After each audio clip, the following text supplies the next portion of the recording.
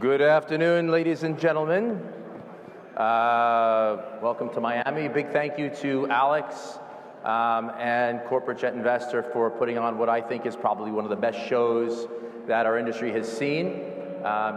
Brings together some of the best minds, some of the best people, and in my opinion, gives everyone an opportunity to really get together and learn about each other, and brings the walls of competition down. So how about a big round of applause for Alex and Corporate Jet, please. Thank you. Thank you. So bear with me, this is my first time introducing myself and the company in front of an audience.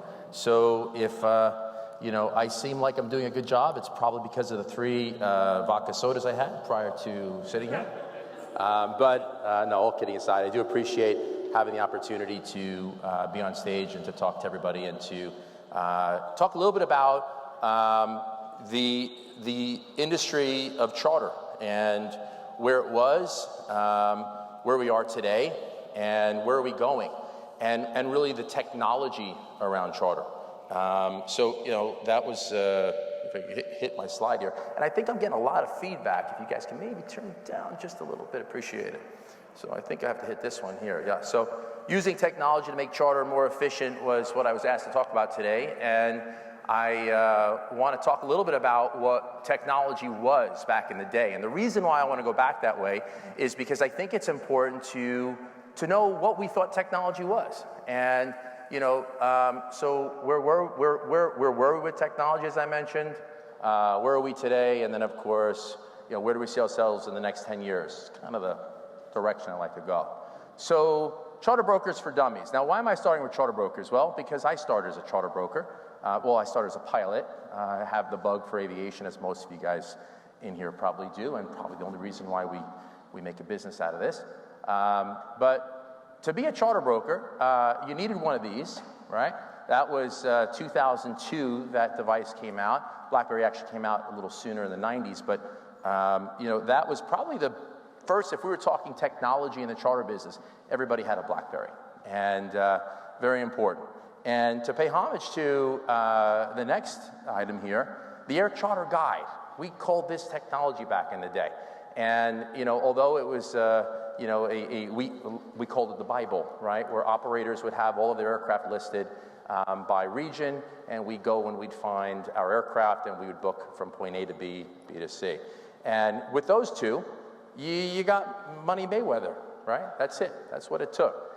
It took a little bit of emails ingenuity, finding some customers, finding the aircraft in the Air Charter Guide, and from that, you've got loads of cash being a charter broker. Really, it's all it took. There's no oversight. Anybody can be a broker, if you will. So it really started kind of a revolution. I was one of the first hires in the United States, first American employee for a company called Air Charter Service. And Air Charter Service, in my opinion, is probably one of the smartest charter brokers in the world. They've done very well by growing globally, and we didn't see eye to eye, so I made some moves and I left a year or so later. So charter management for dummies. Where were we in the past with charter managing, and what was it? So if everybody remembers that television show, if you remember and you know this show, you're truly an aviation geek. Wings was a CBS special in the 90s that really identified a wonderful charter operation flying out of Nantucket. They had their director of maintenance, and they had their pilots and their dispatch, and it was a fun series. If you haven't watched it, I think Netflix is actually putting it back up for some reruns. And then the phone, the dreaded phone, right? And, the skeletons there, because the way it used to work back in the day was, we would wait for our brokers, and I also have a 135 business, so I'm going to be talking from experience from a broker standpoint, and talking from experience as an operator. We would wait for the phone back in the day, and because we were so busy in trying to focus on our aircraft, our owners, the maintenance of the aircraft, compliance with the FAA, we really didn't focus too much on our retail sales. And we'll talk about what it is today, but I wonder if a lot's changed. I do think you've seen a lot of operators go more towards retail, but I think if you did a survey, you'd find that most operators are still reliant on secondary sellers like brokers. So what were the inefficiencies for brokers? And when I say brokers, also think of buyers. What were the inefficiencies? Time focused on sourcing rather than selling, right? We would literally make 3,000 phone calls just to get one customer. And then, of course, we would make 4,000 phone calls just to find an airplane for that customer to fly from New York to Florida, Florida to New York, and sometimes even 2 aircraft. There is no such thing as empty legs or one-ways back in the day. Abundance of unoccupied aircraft. So let's talk about that. It's pretty amazing because when I started in 2004 as a broker, it was funny because we'd have all these deadheads and empty legs. And of course, we'd jump on the empty leg and we'd fly down to Miami or to the Bahamas to pick up the customer. You realize it got a little expensive because you still had to pay for the hotels. But we had so many empty legs, and there was absolutely no way to broadcast or market the one way as the empty legs. There was no such thing as floating fleets. The revolution of the time was fractional, and NetJets being the first to put aircraft in different locations and not worrying about an owner. They were still 1.5 times the cost, though. So typically what would happen if we go back to the model, the way it used to work, a broker, let's say if the flight was originating out of New York, a broker would go through the Bible, the Air Charter Guide, and they would find an operator that had a mid-jet, if that met their criteria for their 3 or 4 passengers, and they would book that flight, or they would call up the operator and they say, is your aircraft available to fly from New York to Florida on the 12th? And they would say yes. Is it available to fly back on the 16th? Absolutely, it's available. They send a quote, and they're now showing a price. If it's a $4,000 an hour airplane, typically the hourly rate hasn't changed in the last 10 or 15 years for, call it a Hawker 800. $4,000 times 3 hours is 12 grand there, and 12 grand back. They'd pay $24,000 just to get down because the plane wasn't going to sit there. The owner had requirements, and the plane would go. So a few days later, they would book that same aircraft. It'd be another $24,000. So you've just paid $24,000 times 2. Pretty amazing. And with all of those deadheads and those empty legs, these aircraft were flying, and it was very inefficient. And again, almost twice the cost to the consumer. So obviously very inefficient for the consumer. And obviously, if we talk about, a carbon footprint, and if we really want to look at what we've done over the years, I would certainly say that, and if we're going to thank brokers, we can thank brokers for cutting the carbon footprint, because we try to sell the heck out of every empty leg we possibly can, right? So we're actually utilizing those legs. There are also additional technologies that we'll talk about that have come out to help optimize most of the large fleets here. So major inefficiencies for operators, no floating fleet concept. So, and I do think there are a number of 135 operators out there today that still have, and a lot of owners will call them up and they'll say, well, where's my airplane going to be based? And say, well, but we want 500 hours we're going to use the aircraft 100 hours, and we really want you to charter that airplane 300 to 400 hours because, that's what my friend's airplane charter, and that just about covers the cost, and et cetera, et cetera. So if an airplane is flying that much, well, it has no base. The base is either flying with you, owner, or it's on charter. It's somewhere away. So still to this day, I think a lot of operators have the difficulty in understanding that an aircraft doesn't have a base. And I think you'll realize that when you're paying, if you're in Teterboro, $20,000 a month for a hangar, and you realize that the aircraft is probably in that hangar 2 days a month. Does it make sense to pay for that hangar? No. Not one aircraft in my entire fleet, and we don't have many, we have 7 aircraft, have a hangar cost anymore. That's fixed rent. So big inefficiency there. No control of booked hours. So what does this mean? And again, remember, I'm talking about 10 years ago. Does this translate to what's happening today? And if it does, for some of you guys that are operators out there, what does it mean by no control of booked hours?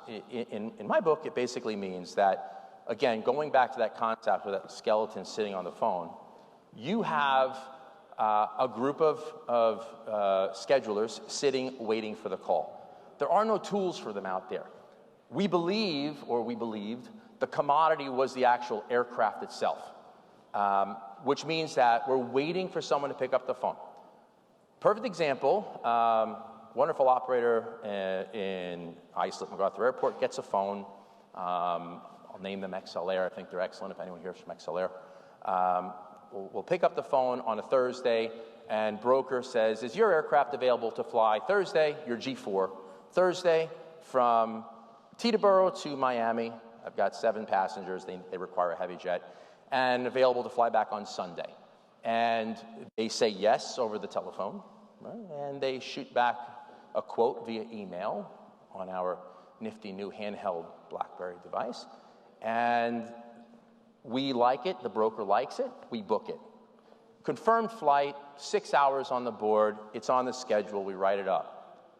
Less than an hour later, broker B calls up and says, hey, is your G4 available to fly from Teterboro to London, Stansted, on Friday, return to Sunday? And that broker and that operator says to that broker, I'm sorry, we already have a confirmed trip on the board. Having a confirmed trip on the board for 6 hours, that operator just gave up a 12-hour trip or 14-hour trip. So think about the loss of control of booked hours, understanding that each aircraft is mission specific. If I'm in a 135 department and I'm trying to book my aircraft, my King Air should be doing my 500 nautical mile trips. My Gulfstream should be flying across the pond.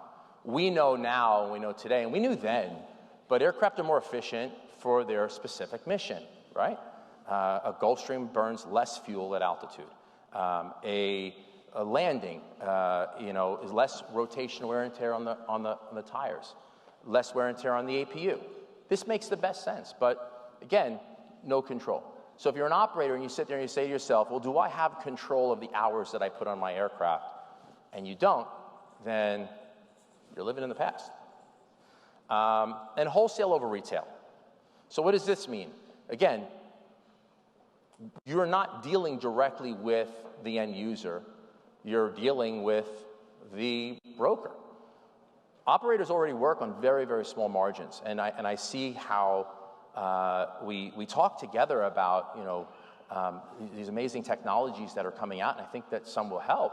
But until we actually increase our model, our revenue models, I think it's going to be very difficult because most of us have, in the 135 world, the operator world, a necessity for cash flow. So, who's paying for these aircraft before they're actually chartering? But you want to make sure that you can capture the additional 15% that brokers earn. If you're not, and if you're an operator out there now that has whatever 30, 40 airplanes, and you're reliant on brokers, maybe you should figure out, how to capture additional revenue. So the first organization of charter in the United States, this is pretty cool. I have to pay homage to the National Business Aviation Association and its famous airmail. Airmail was a very antiquated, still is, email exchange between thousands of operators and brokers. When it first started, it was cool. We had 2 or 3 emails. And if everybody remembers Pacific Jet, they were the first ones posting on it. Jet Direct took a bit of it. But we spoke to each other. We finally had, hey, is anybody going south today? Is anyone have an S-N, south-north? White Plains to MIA, to Tamiami. It's the first time we had the opportunity to share through an email exchange where our aircraft were. And this was the first organization of empty legs and one-ways in the United States. In 2002, 2009, we have CharterX and Avinode. And 2, I think, wonderful companies. CharterX originally started in the United States, Avinode overseas, and now we really start getting a little bit more complex where we're breaking down aircraft type available. Avinode, and I don't think CharterX had it, but and Per will correct me, but Avinode was one of the first companies that started integrating through APIs into scheduling software, which allowed aircraft to show availability in its true form. So in other words, if my aircraft is sitting in Teterboro, it's available, and it really is at least have availability. It's sitting there. Does it have owner approval yet? Maybe not, but it's one of the first ways to organize. In 2010, any really smart company, which Avinode was, bought their competition. And Avinode, I think, had a terrific run. And what the most important thing about Avinode, what they did, is that they were the first company to connect this industry in a global way, where they had operators and they had aircraft availability, not only in Europe, but and through the CharterX platform, we're able to bring U.S. aircraft on. This is a tremendous tool. We utilize the tool, but it definitely caused some friction in the industry because, different regions, different ways of doing business. In 2013, amongst a few other companies that have come and some have stayed, CharterPad was born. And there were a few unruly charter brokers. I and my late partner, Adam, decided to create a platform very similar to LinkedIn, the first open source platform. And we're talking a lot about open source platforms. The first open source platform where any operator, without having to pay, can list their aircraft. So the buyer knows that I can find the most aircraft available. The other thing that CharterPad did was it tried to educate the industry, the operators, that the aircraft is not the commodity, but the trip is the commodity. Again, going back to that story where we're looking at the London trip versus the New York-Miami trip, why isn't there a board where there are trips that are out there for bid, like an eBay? The trip is what we want, not the aircraft. There's aircraft. And we do know, and the study's shown, that 5 or less aircraft belong to 75% of the charter industry. So yes, we've got some large behemoths, VistaJet and Delta Private Jets and JetLinks, 3 of which I think very, very great companies that I still today book their aircraft. And by the way, I want to say this too, as the founder of CharterPad, I also, and my entire charter brokerage, utilizes Avinode. Why? Because you don't build a house with one tool. You don't. So it's another tool for the industry that allowed the industry to grow.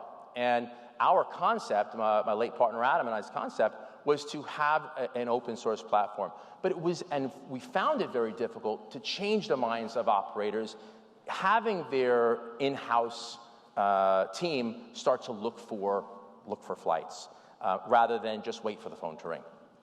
But it's worked. And I'll tell you one thing, a small company, Cinco Airways, which allowed me to continue to invest in the company and bring it to where it was, they said to me that this is fantastic because it's allowed us to be independent and look for the hours that made sense in our fleet. So last year, 2018, Click acquired CharterPad, and Click Aviation Network, as some may know, is an international permit and handling platform. And we believed that, now I say we because I am now manager of Click, we believed that it was the absolute best resource for CharterPad to expand globally. It needed global reach, and Click was the best company to do that. So where are we now? What are we doing now? And certainly it's left a lot of void in the industry. And if your logo is not up there, I'm sorry. There's only so much room on the slide. There are probably about 30 companies right now that are competing for the space to be the next behemoth tech company to manage. And I give homage to Voli. Thank you for learning a new Italian word. I think it's pretty cool. I think the concept is awesome. And I certainly believe that we're talking about what's next in the industry are open source platforms. There's no question that the system needs to be like Google, where you can search something for free, where it's there. It's a tool for you to utilize, for your company to grow with. Real-time and instantaneous results. We can do payments. We can have a quick result. And you can have the transfer of money, but you don't have permits into Nice. So there's no trip. So it has to be a complete package, right? We can figure out transactional solutions, which I think we're getting there. We see, a lot of use of the word blockchain and being able to utilize that technology, and how we, we'll move forward with secure payment platforms. Certainly is going to happen. Universal connectivity. What does this mean? To me, this means having direct access to the end user. You, operator, have direct access to the FBO in New Guinea, in Baku, right? Having that direct access. Maybe there's a liaison in the middle to assist with, the payment process. But, again, having that open source platform is a true open source platform. And smart technology, we talk about artificial intelligence assisting our daily activities. We have seen some tremendous companies on the 135 side, FuelerLinks. We don't talk about FuelerLinks, but I think it's a tremendous company that has not only helped with sourcing fuel and keeping costs down for operators, but it's also helped the environment. So what's next? Is it Click Aviation? Is it one of our other competitors out there? I think what's next is a system and a platform where we work together, where there are no boundaries, where we communicate. The most difficult thing for everyone in this room, and we can talk about it here today, is information, is data. How do we share that data? And what happens with that data? A lot of you don't realize that all this data is already shared. It's already there. If a broker A is booking a charter with operator B, the passenger information is there. Then that operator puts it through to a Universal, to a Click Aviation, to a UAS, and all of the passenger details are there. The catering information, it's all there. If a client flies on JetEdge's aircraft into Nice, and there was a note somewhere in a system that said he really loved the cheesecake from XYZ restaurant, why isn't that being taken over to really give what we're all talking about here, a client-centric customer experience? Because that's what's going to separate any company. I personally don't believe that technology is going to replace the human. We are in such a niche market where, can you imagine walking into a five-star restaurant where you're willing to pay $1,000 for dinner and a machine is cooking your dinner, or the server comes out in a robot? It won't work. It won't work. The relationship in this business, in my opinion, is the key to what makes us successful. And I think the technology behind it is what's going to create the opportunities and the network for everyone within it. That's my spiel. Any questions? Please let me know.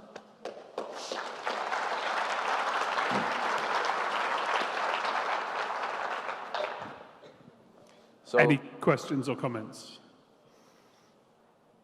Okay, we have one on Slido, and I think you'll all agree it was written by a lawyer. Yeah.